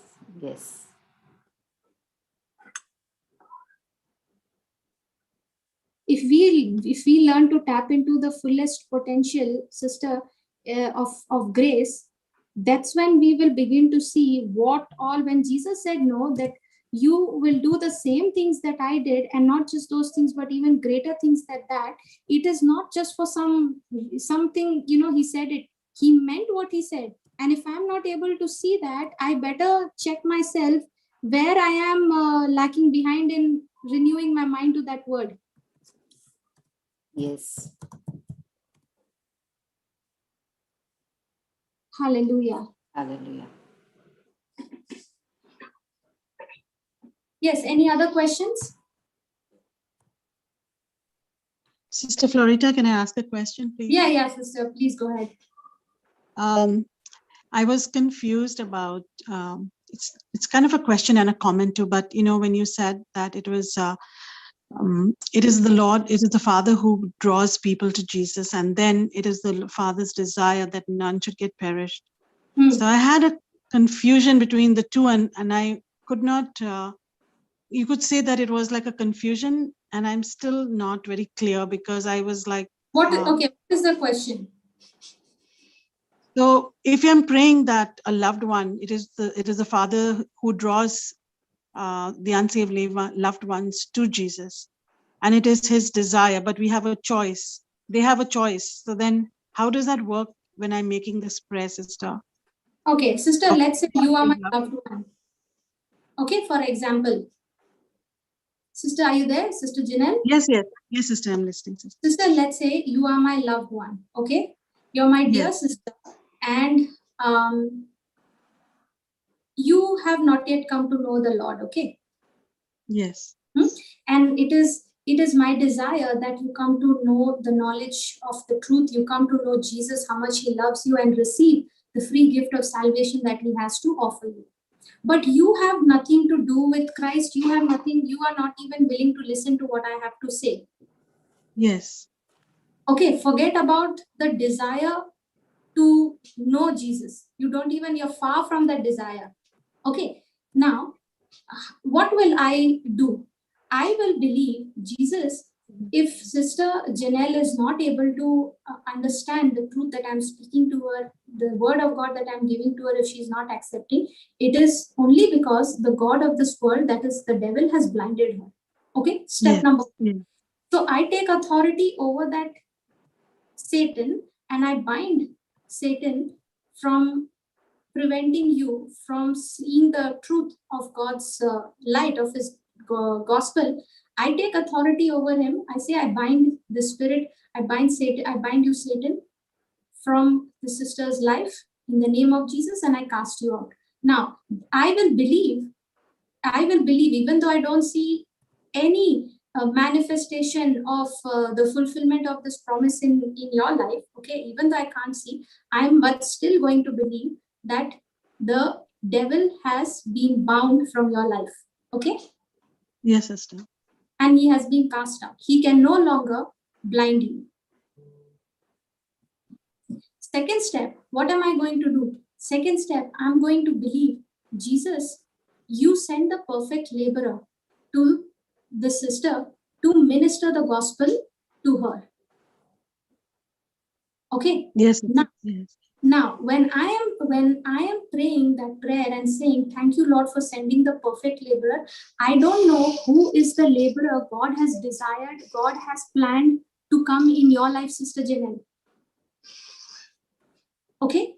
I don't know who is the laborer who is going to come into your life, how he is going to come, and when he's going to come. Okay? But all I know is that when I believe and pray, Jesus says, when you pray and ask something and you don't, when you don't doubt, you have what you say.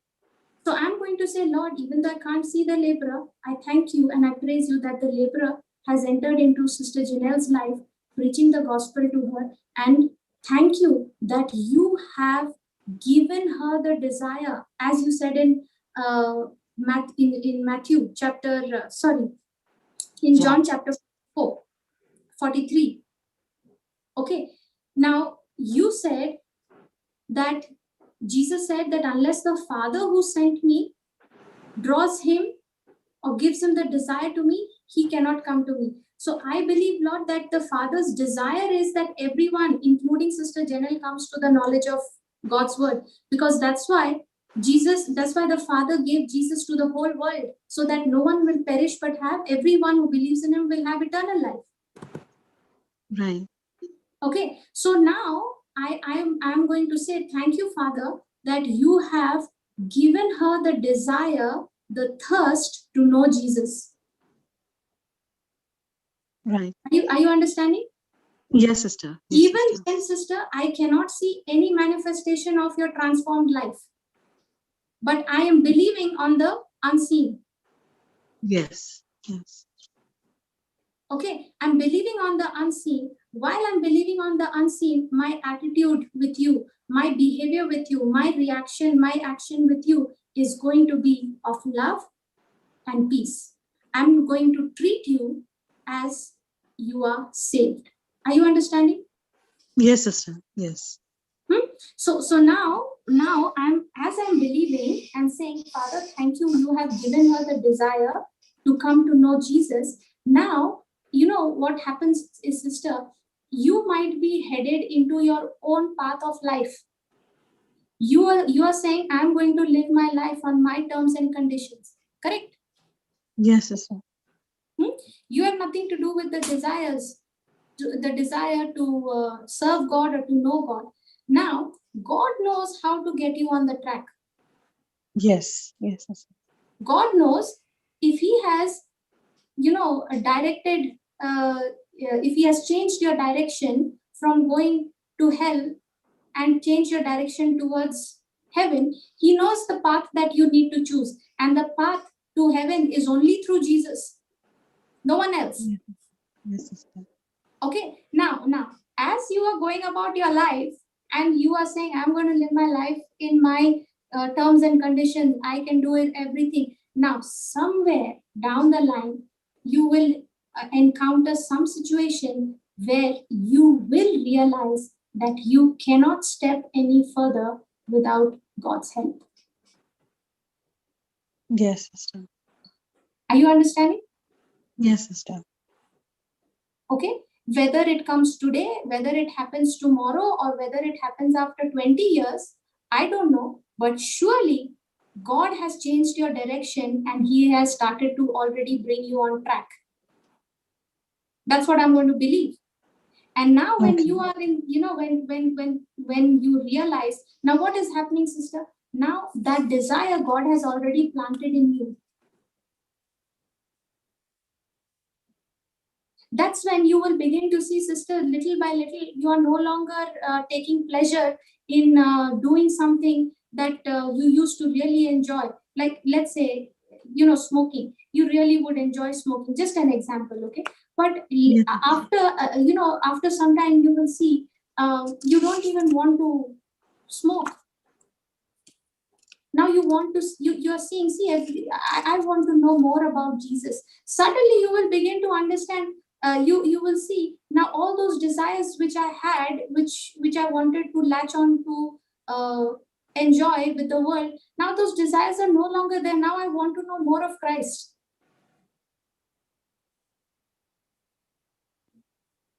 So, sister, your prayer sowed that seed, and then you just rested and you had patience for that seed to manifest in my life. Yes. Sister, when you're saying, thank you, Father, you have given the desire to my loved one to come to know Jesus, you have just planted a seed of life transforming, miracle working power in your loved one's life. But if you open your mouth and you start speaking the works of the enemy that you can see in his life, you are aborting that seed. You're uprooting that seed. Yes, sister, understood. So, sister, yesterday what you were explaining about from Luke 10, 18, 19, right, sister, the authority, you started explaining that. So that also has to be done also, right? Because there could be so many things that the enemy has accessed, right? To block the person. Yes. Sister, the reason why you are telling the Father, thank you, that you have given my loved one the desire to know Jesus, the very reason you're saying that, it is because you have believed Luke 10, 19 and 20. Okay. It is because you have believed that my loved one has the same righteousness, Lord, that you have given to me. Okay. He is righteous, Lord. Just because, the manifestation in his life is showing completely opposite, that does not change what you have done for him. He is still the righteousness of God in Christ Jesus. Okay. Okay, I understand now, sister. Now, sister, you're automatically at rest, right? When you know this truth, you're already, Yes. you're not running out of patience. You run out of patience only when your eyes is fixed on the scene. Yes, sister. And you'll be pushing God to do something which he says, I've already done.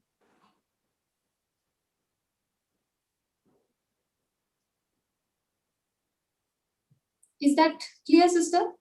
Yes, sister. It is clear. That was just a proper understanding, because it was like, I think it was a lot of thinking, my own self effort to think like I have to, do the Luke 10, 19, 20, and God is not yet on the same team as I. So it was a confusion. So what you explained just now, Yes. I didn't believe in my heart that it is. I mean, I know what the word says, what you explained, that it is God's desire, but the way you explained it sort of puts that properly, so that my prayer becomes different, because I was not right in my heart. Yes, sister. Thank you so much, sister. Thank you very much. Praise God. Thank you, Jesus. Yes, any other questions?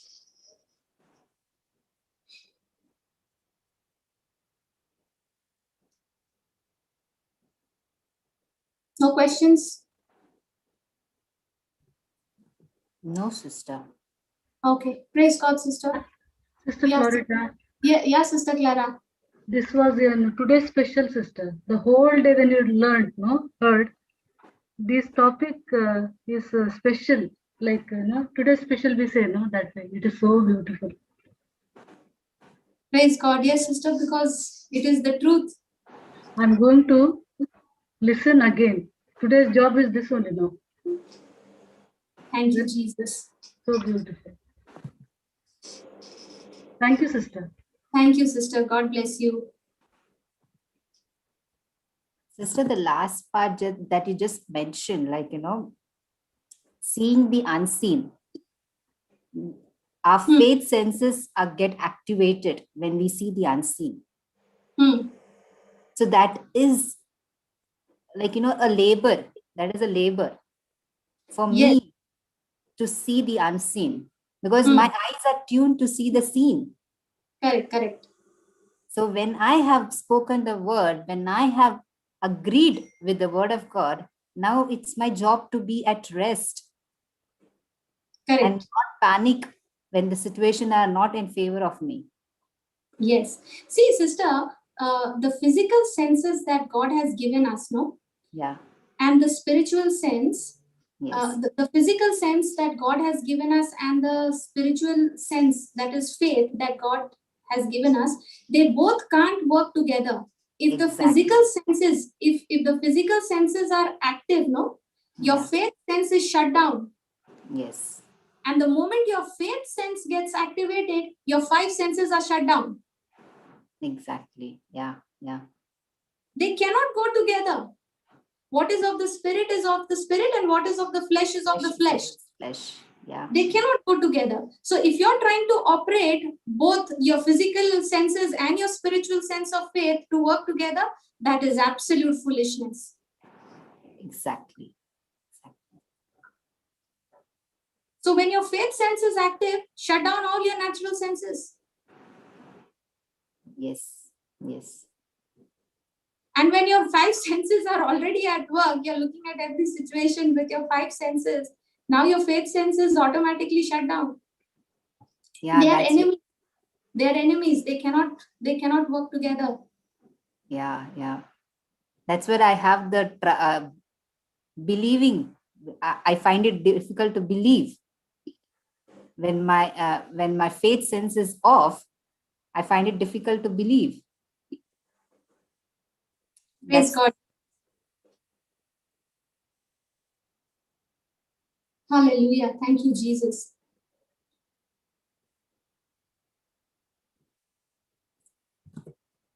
All right. So shall we continue then in the next class?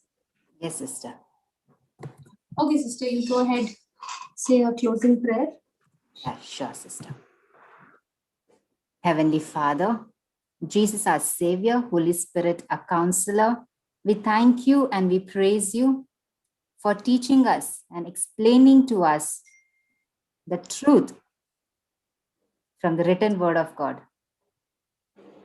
That the kingdom of God operates only on believing when I mix my faith in the written word of God.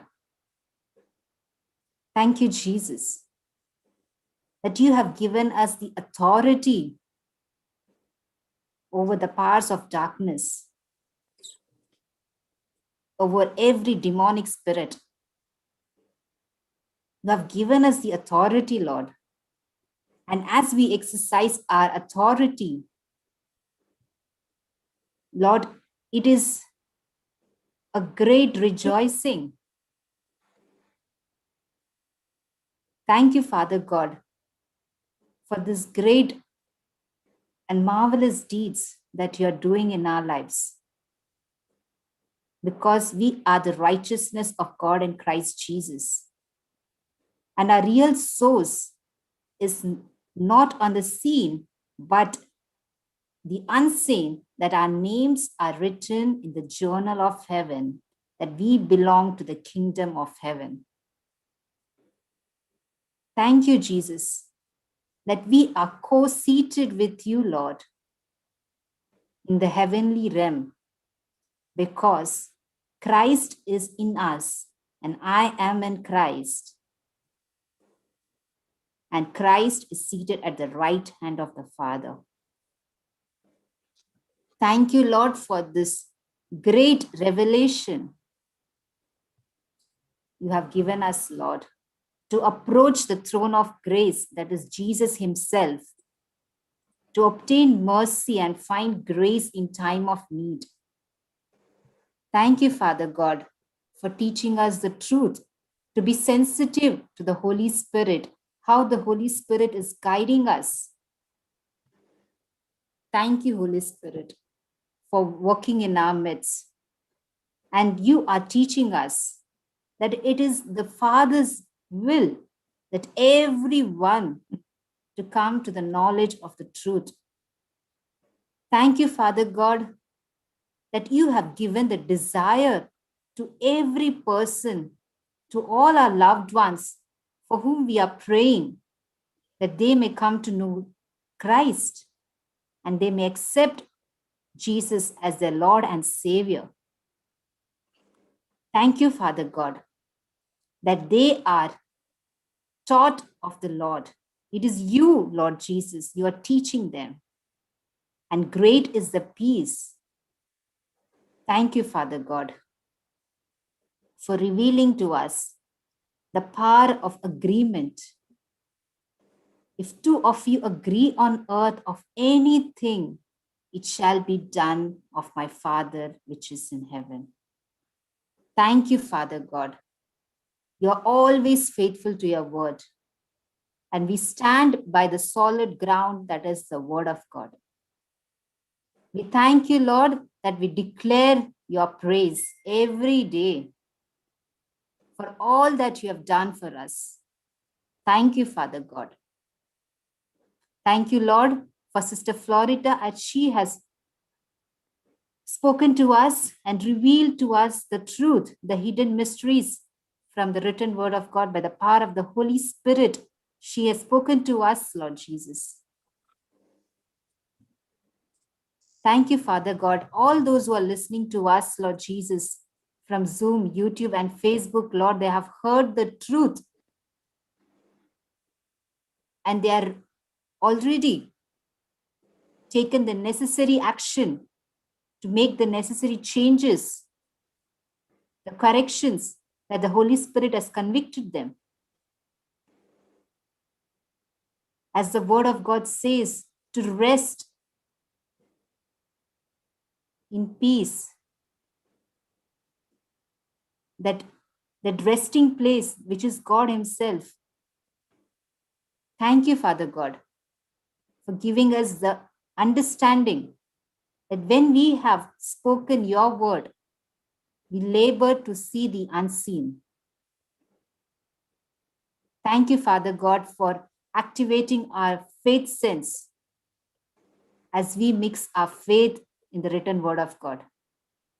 And you have told us, Lord, you do much more greater works than Jesus.